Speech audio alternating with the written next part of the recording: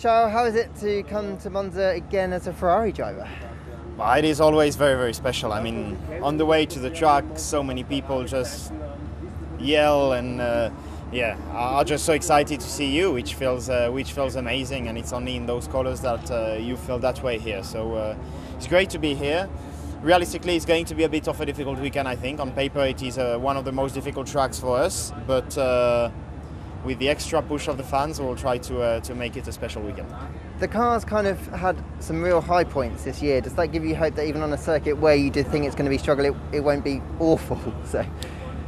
Yeah, I'm not relying on the good surprises we've had this year. I think we've got also very good data, and we are quite good at knowing where we will be for the weekend. I think this one seems to be a more difficult one. If we have a good surprise, then great, but I wouldn't rely on that. For now, I'm just focusing on the job that we have to do in FP1 tomorrow to try and maximize the weekend. So what is difficult? Is that middle of the midfield? It's very difficult. We are within 3/10, you know. I mean, all the midfield is within 3/10, so a very, very good lap can put you on top of the midfield. A small mistake can put you at the bottom of the midfield, but that's our work to try and maximize everything, and then I think we can still have a good weekend, but it might be a bit more difficult in terms of competitiveness compared to Zandvoort last weekend.